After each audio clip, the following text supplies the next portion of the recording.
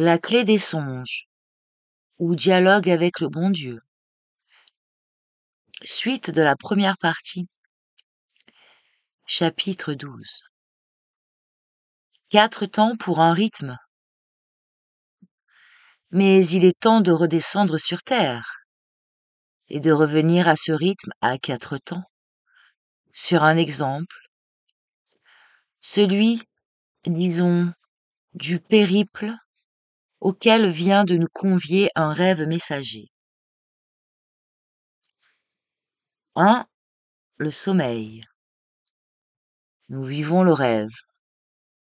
Celui-ci joue rôle de matériau, ou de nourriture, ou de combustible. Pour le périple devant nous, dont ce rêve que nous vivons est l'étape préliminaire, c'est l'entrée en matière, ou pour mieux dire, la présentation de la dite matière, ou matériau, et le premier contact avec elle. On, en l'occurrence le bon Dieu, vient de nous présenter un plat substantiel. Allons-nous seulement en prendre note? Et si oui, comment y répondrons-nous? En l'effleurant des lèvres, en y goûtant, en le mangeant? Étape durée, où notre rôle est ici entièrement passif. Elle est destinée à susciter l'étape suivante, le déclenchement, et le processus créateur que celle-ci amorce. 2. Le réveil. Intuition fulgurante du rêve, comme un message, et un message crucial, à nous destiné.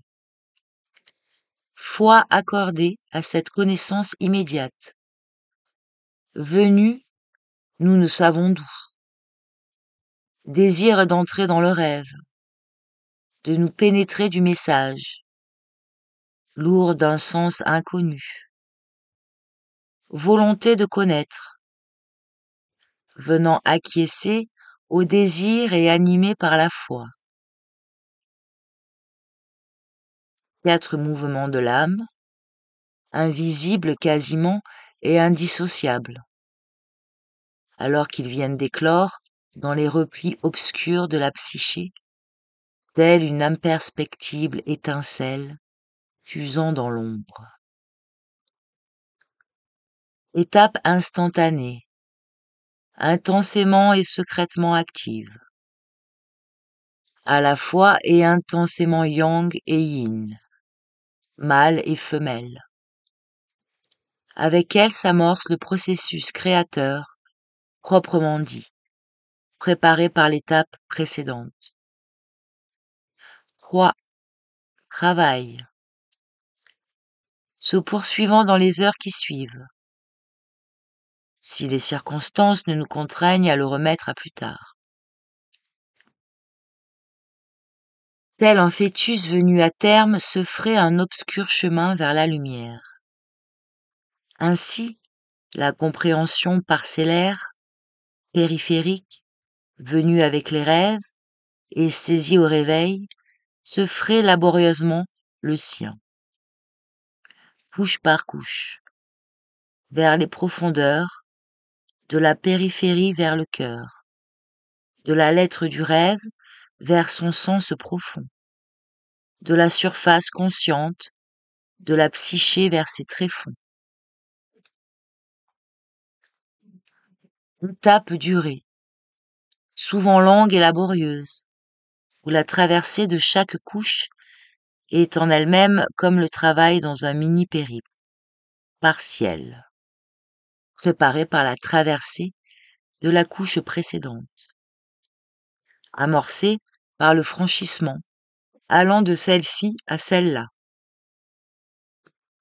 et s'accomplissant avec le franchissement qui fait passer à la couche suivante, plus profonde, nous rapprochant d'un pas encore du dénouement tout proche. Le travail se poursuit comme sous l'effet d'une force invisible et puissante qui nous tire de l'avant, à l'encontre des résistances tant inertes que vives, comme si le sens inconnu que nous voulons sonder et atteindre nous attirait en lui inexorablement vers l'accomplissement total, sans se laisser leurrer ni distraire par aucun des mini-accomplissements partiels qui jalonnent la tenace progression vers le cœur même du message.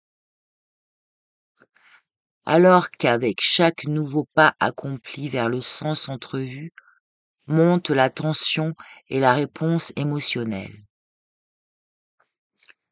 Étape à la fois active et passive, yang et yin, nous pénétrons et sommes pénétrés, tirons et sommes tirés, longue comme labeur d'accouchement, et où les heures s'envolent en l'espace d'un instant. 4. Percée. Aboutissement soudain en termes de travail. Conclusion du voyage. Accomplissement du rêve et de son message. Étape instantanée, purement et intensément réceptrice. Yin.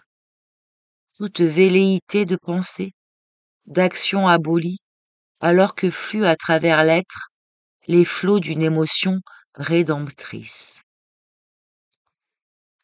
J'ai suffisamment insisté précédemment sur le sens et la portée de ce moment. Un des grands moments de l'existence, pour n'avoir pas à y revenir ici. D'autant moins que le rêve messager n'est pour nous à présent qu'un cas, à la fois typique par son déroulement et extrême par sa portée. Venu ici pour illustrer le rythme immémorial des processus créateurs.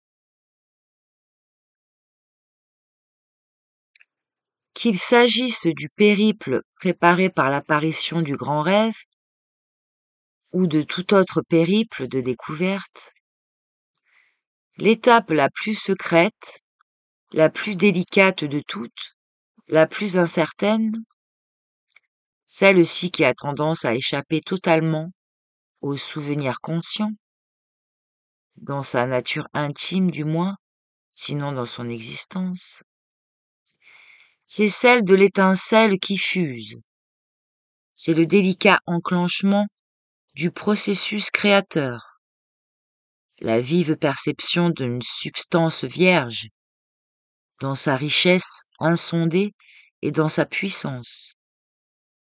L'éclosion du désir et l'acte de foi en cette connaissance, diffuse et incomplète, qu'apporte la perception et qui veut s'incarner. Et la volonté, enfin, d'accéder au désir, de le suivre, de se laisser porter par lui, jusqu'au terme lointain noyé de brume. Une fois jaillit l'étincelle, vigoureuse, dans sa fragilité même. Et pour peu que cette volonté, cette foi ou ce désir ne s'éventent, ou ne se brise avant l'heure, c'est déjà gagné. Tout le reste viendra par surcroît à son heure.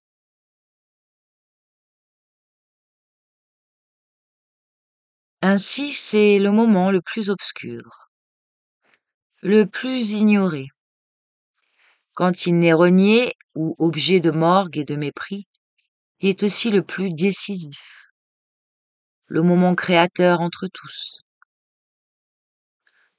Dans le cycle de la transmission de la vie, c'est le moment de la conception, par quoi se trouve engendré dans la chair un nouvel être, et s'amorce la laborieuse gestation dans la matrice maternelle.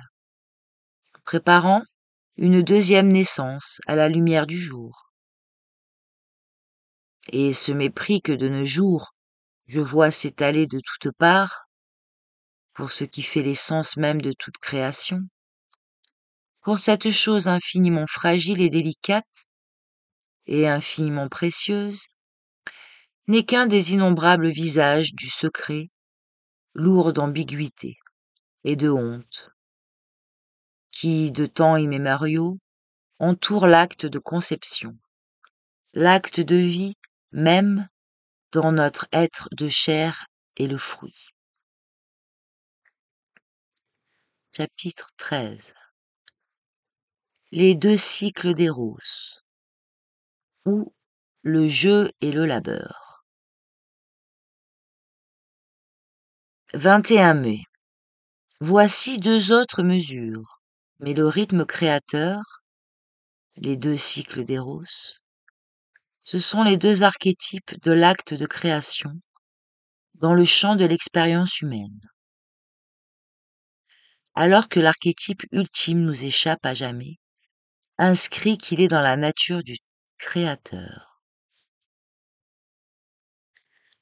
Éros ou le jeu. Voici le cycle des amants ou le jeu de l'amour. 1. Préparation. Rencontre des partenaires. La femme ou le repos, l'assise et l'homme ou le mouvement. Les voici amenés par les hasards, les voies de la vie, en présence l'un de l'autre. Prendront-ils seulement note l'un de l'autre, et si oui, comment? 2. Enclenchement. Le désir fuse, en l'un ou en l'autre, ou en l'un et l'autre. Sera-t-il réprimé, telle une bavure secrète, ou trouvera-t-il acquiescement par la foi en la beauté du désir et de sa propre force, et par l'espoir en l'acquiescement de l'autre? Et si la foi acquiesce en la beauté du désir et de la connaissance, quand lui-même déjà il recèle, la volonté acquiescera-t-elle à l'acte?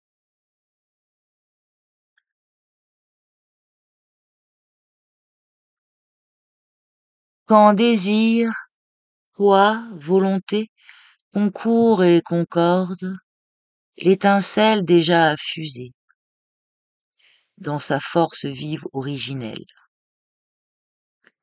La perception de l'autre soudain change de plan et se transfigure. Les personnages déjà s'effacent pour laisser place aux rêves immémoriaux. L'amante mystère, l'immobile, l'éternel, communiant en son corps. Et l'amant éphémère et mobile à la découverte du mystère, à la quête du repos. 3. Travail, ou le jeu. Voici le jeu des jeux, le jeu de découverte, où chacun des amants se trouve et se découvre. L'amante à travers l'amant qui la parcourt, la fouille et la sonde, et l'amant en parcourant, en fouillant, en sondant, l'une et l'autre portées par les vastes vagues du jouir de l'amante, l'inépuisable, la toute-puissante, l'un et l'autre tirés, comme vers une fin commune, lointaine d'abord et qui se fait toujours plus proche et plus pressante, vers la crête ultime où la vague se brise et s'abîme, vers l'extinction, vers le néant. 4. Accomplissements. C'est la mort, orgastique, l'extinction l'un en l'autre, et le néant qui s'étale et s'étend, lavant, effaçant toute chose.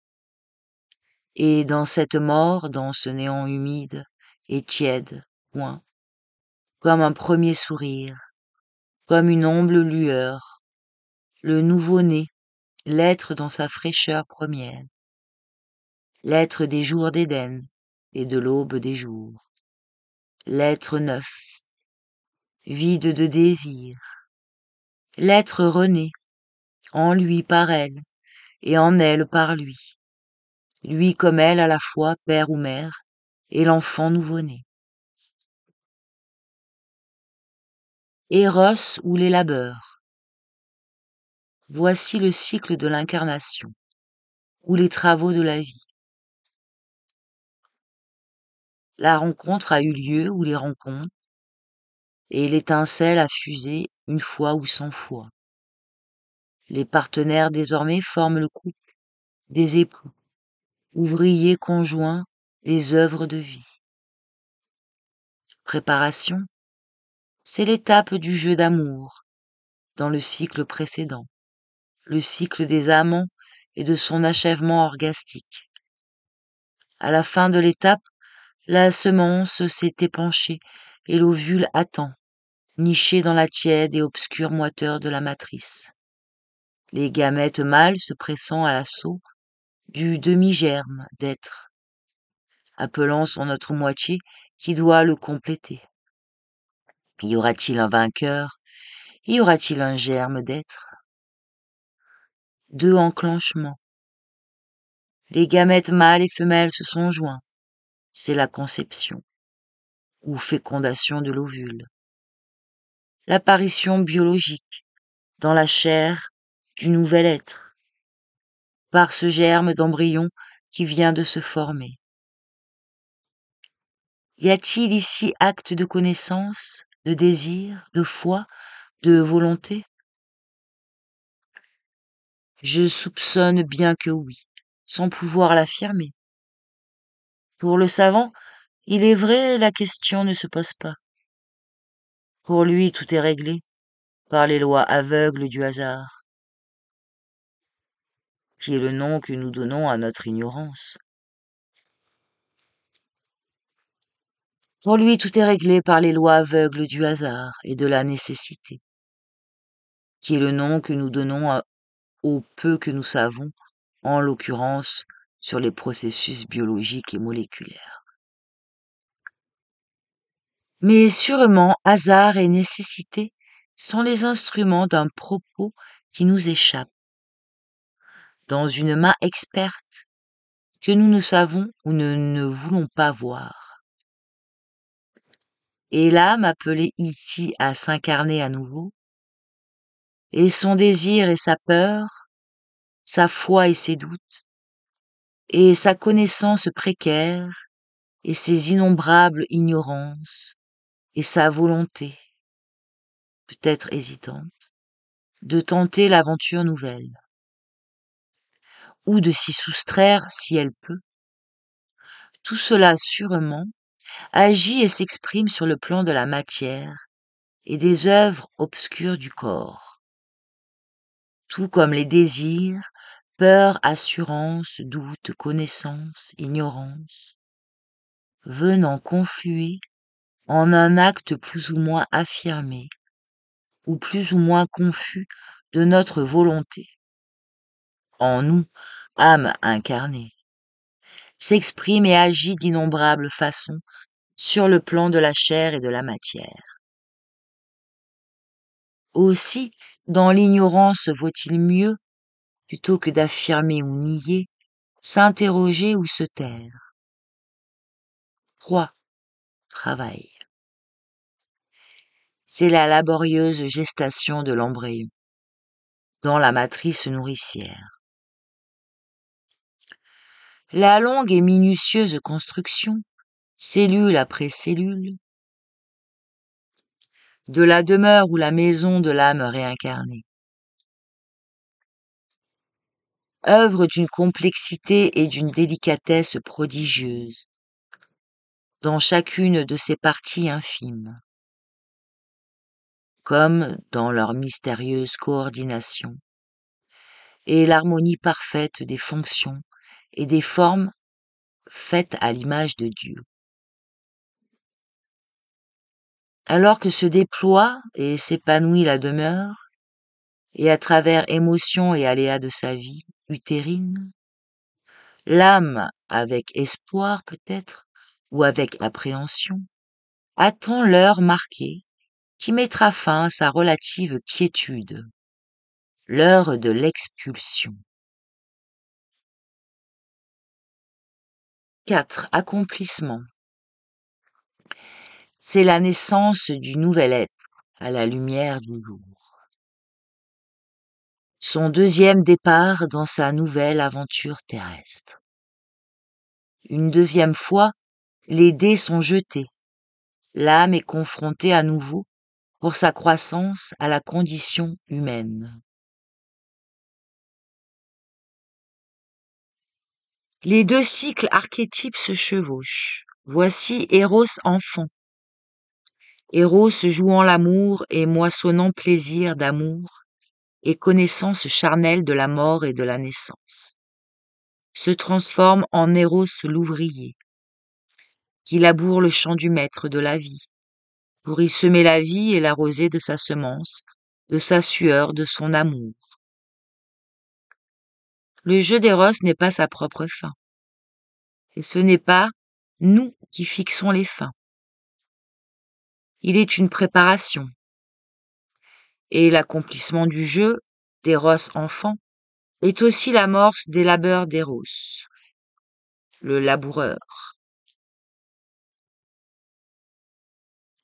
Et ces deux mesures archétypes qui se prolongent et se parachèvent, scandant l'expérience charnelle de l'amour et son prolongement, en semaille de vie, m'apparaissent soudain, comme formant à leur tour une parabole, me parlant d'une autre réalité. Alors que je viens seulement de me séparer, comme à regret, d'Eros enfant, avide de glaner pour labourer et semer selon la volonté du maître. Chapitre 1.14. Les pattes de la poutre. 22 mai.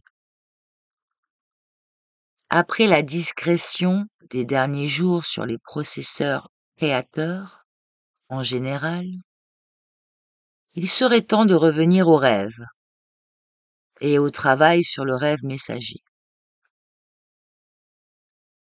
J'avais commencé à en parler du dit travail il y a 4 jours déjà, dans la section Travail et conception, ou le double oignon.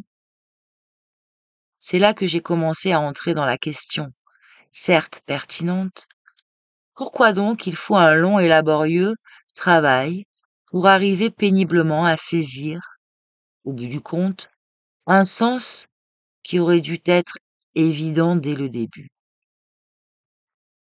C'est qu'avant un tel travail, disais-je, l'image mentale consciente que nous avons d'une chose nouvelle et amorphe, inerte, alors que la chose elle-même est douée d'ordre et de vie. Et cela est dû à l'œil qui voit mal, encombré qu'il est par le ballast des images anciennes, l'empêchant d'appréhender le nouveau. Il faut donc croire que le travail a pour effet de changer notre œil, de lui rendre, tout au moins dans sa relation à la chose examinée, ici le rêve que nous venons de vivre, une vivacité, une qualité d'intégration originelle. Et si ce qui le rend si balourd et si empoté est ce ballast des idées anciennes, le travail doit nous apparaître, en tout premier lieu, comme un nettoyage, aux fins de nous débarrasser du bagage écrasant des poutres, en tout genre, que nous traînons avec nous, souvent une vie durant. Or, se séparer d'une idée reçue, et reçue le plus souvent, sans même que nous nous en soyons rendus compte, tant elle fait partie de l'air du temps, d'une idée reçue, c'est là, faut-il croire, une des choses les plus difficiles qui soient. il y a dans la psyché des forces d'inertie immenses, inhérentes à sa structure même, qui font une opposition invisible et muette, et ô combien efficace, à tout ce qui pourrait la changer, si peu que ce soit, à tout ce qui ferait mine de toucher à l'armature des idées et images, qui structurent le moi.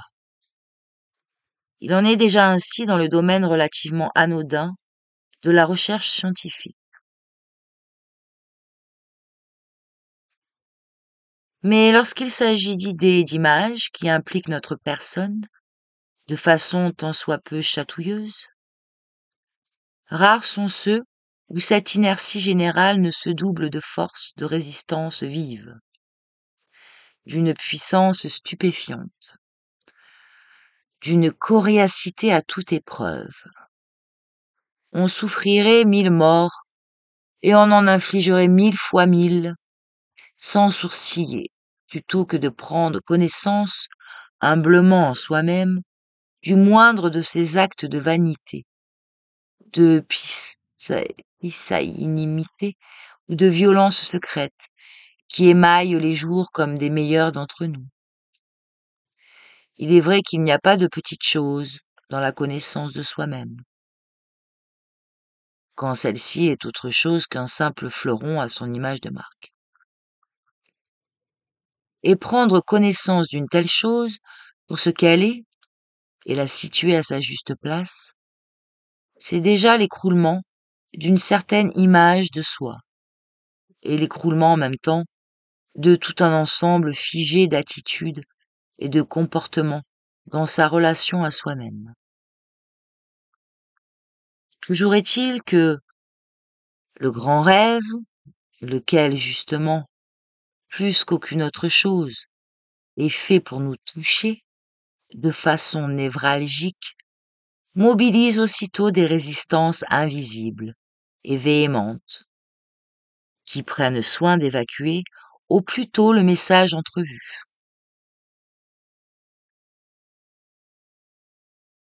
Aussi l'image apparut tantôt du nettoyage, pour se débarrasser des poutres dans l'œil, qu'on traîne à son insu, est-elle loin et deçà de la réalité.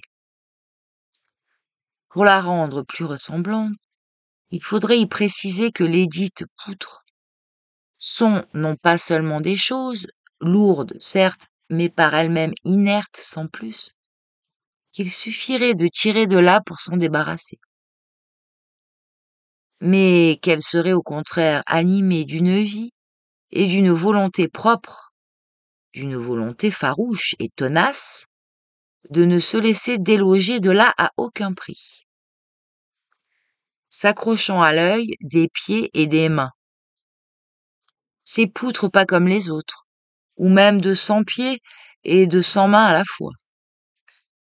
Déloger la garce, c'est ni plus ni moins que la mettre laborieusement en pièces. Pas un petit travail, non? Pour mettre la joie à son comble, on ne la voit pas, cette fameuse poutre, ni même aucune de ses 1000 pattes accrocheuses et agiles. Bien plus, pendant tout le travail, on n'en soupçonne pas même l'existence. Tout ce qu'on sait, c'est qu'on veut y voir clair, et cette volonté-là nous fait suivre l'instinct obscur, qui nous tire en avant, et qui nous dit aussi à chaque moment, irrécusablement, que nous avançons bel et bien, que nous pénétrons dans le sens que nous voulons connaître, couche par couche, laborieusement, inexorablement, vers le cœur même du message. Le travail consiste en somme à décrocher patiemment, l'une après l'autre, les invisibles 1000 pattes de l'invisible. Mais ça, nous ne le savons pas, alors, et nous n'avons pas à le savoir. Ce n'est pas là notre boulot. Les processus créateurs s'accomplissent à l'ombre et il n'y a qu'un seul pour les voir pleinement, tels qu'ils s'accomplissent réellement, avec son aide silencieuse, là où l'œil humain n'a pas accès. Peut-être ne sommes-nous que l'instrument vivant, doué de volonté propre et lesté d'ignorance, entre des mains qui savent.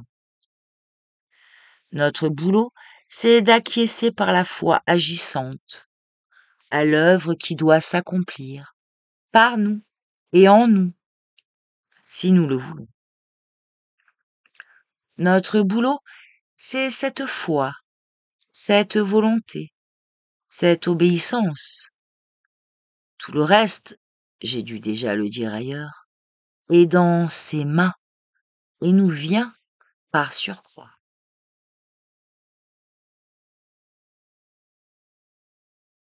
1,15.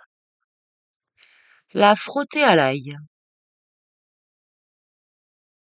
Si ce n'est pas notre boulot de savoir comment se déroulent en nous des soi-disant processus créateurs, de toute façon inconnaissables, on me demandera peut-être pourquoi alors je me donne tout ce mal, pour en dire quand même quelque chose envers et contre tout.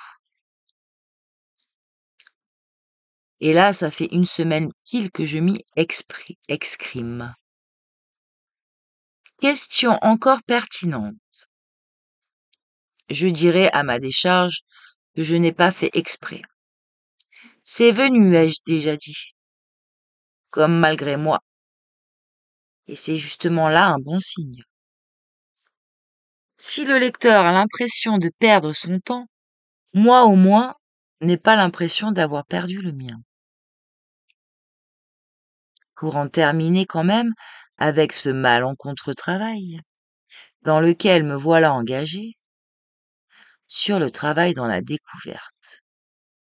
Et après l'épisode imprévu de la poutre à quatre pattes, de la poutre à pattes, je voudrais ajouter quelques mots sur le frottement. Le frottement, c'est quelque chose qui prend du temps, qui absorbe de l'énergie et qui met en contact répété, insistant, voire intime, honni celui qui mal y pense, deux choses ou substances différentes. Ça dégage de la chaleur et surtout, et c'est là que je voulais en venir, ça a pour effet de faire s'imprégner chacune des deux substances en présence par l'autre. Ça s'imprègne plus ou moins profond, suivant le temps et l'énergie qu'on y met. Prends une gousse d'ail épluchée et une tranche de pain et frotte. La partie est inégale. L'ail est décidément le plus fort des deux. Sans avoir même à frotter pendant des heures, le pain s'imprègne du goût de l'ail. Quand on n'aime pas l'ail, il vaut mieux s'abstenir. Si tu veux vraiment connaître quelque chose, ce n'est pas par la seule grâce du Saint-Esprit que tu vas y arriver. La connaître, c'est aussi t'en imprégner. C'est la faire pénétrer en toi, ou aussi l'imprégner, pénétrer en elle. C'est là une seule et même chose. Et pour t'en imprégner et l'imprégner, il te faut t'y frotter. Tout le monde en a fait l'expérience, ne serait-ce que pour apprendre à marcher, à lire et à écrire, faire du vélo, conduire sa voiture, et même pour connaître en son corps la femme ou l'homme qu'on aime. C'est comme ça à tous les niveaux, corps, tête, esprit. Il y a les éclairs de connaissance, c'est une chose entendue.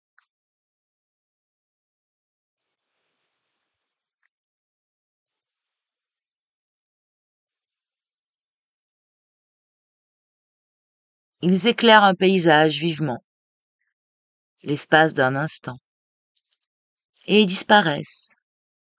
Nous ne savons où. Leur action par elle-même est fugace, et par là même, limitée. Si nous n'y mettons d'une autre, le souvenir même de la connaissance a vite fait de s'estomper, avant de disparaître du champ de la conscience, peut-être à jamais. Un des rôles du travail, c'est de retenir la connaissance fugace, de lui donner stabilité et durée. Et chemin faisant, elle se transforme. Tu noteras que c'est là une chose de nature bien différente que de fixer un souvenir. La connaissance est une chose vivante, chose qui germe, croît et s'épanouit. Le souvenir est comme une photo que tu aurais prise à un moment donné, plus ou moins réussie. Même réussie, quand tu as la chose vivante, tu n'as que faire d'une photo. La connaissance fugace est vivante, certes, mais nous n'en saisissons que ce que nous en a révélé cet éclair, en un instant, avant de disparaître dans les profondeurs de l'inconscient. Sûrement, elle y est, vivante, et elle doit bien agir, tant soit peu depuis sa cachette. Mais tant qu'elle reste confinée dans ses souterrains, c'est là une vie au ralenti, une hibernation. Et l'action qu'elle peut avoir est à l'avenant une action endormie.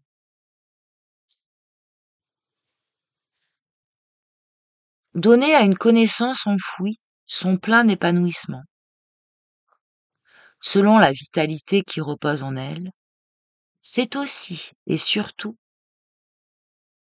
y faire participer toutes les couches de la psyché, chacune lui donnant sa propre coloration et résonance. Car notre être n'est ni la seule surface, ni la seule profondeur. Il s'étend des hauteurs vers les profondeurs, de la surface jusqu'au cœur. Faire véritablement notre la connaissance, l'assimiler en faire de la chair de notre être, c'est aussi nous en imprégner de part en part. C'est alors seulement qu'elle acquiert, avec la profondeur, une durée, une permanence, qui n'est pas celle d'une photo clouée au mur de notre chambre, mais bien celle d'une chose qui vit. Nous n'avons plus à la maintenir à la force du poignet.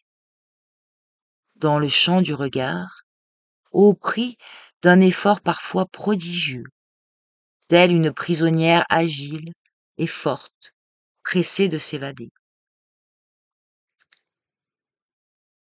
Car dès lors, elle n'est plus prisonnière ou fugitive, mais l'épousée. Je pourrais dire, si je l'osais, que la fugitive devient l'épousée en s'y frottant. Et en s'y frottant, non à la va-vite. On est tous tellement occupés. Mais en y prenant tout son temps. Celui qui regarde à son temps, que ce soit pour faire l'amour ou des maths, ou pour entrer dans un rêve. Il tire peut-être un coup ou il calcule ou décode, mais il est loin de l'aimer et il est loin du rêve, et n'est pas en chemin pour connaître l'une ni l'autre. C'est au rêve que je pensais tantôt, en parlant de l'ail et du pain. Parmi tous les rêves et tous les messages qui te parviennent pour te parler de toi, compris ou incompris, le rêve messager est comme l'ail parmi les plantes qui poussent dans ton jardin. C'est un aliment et du concentré. Ça fait du bien et ça donne du goût à tout le reste. Mais ça plaît ou ça plaît pas. Et dans ce jardin-là, tu récoltes. Mais c'est un autre que toi qui sème. Il y a de l'ail dans ton jardin, même quand tu n'aimes pas. Mais quand tu veux en faire ton bénéfice, tu cueilles, épluches et frottes. Et le pain qui s'imprègne de l'ail, c'est toi. Quand il est saturé de part en part, il est aussi du même coup mangé.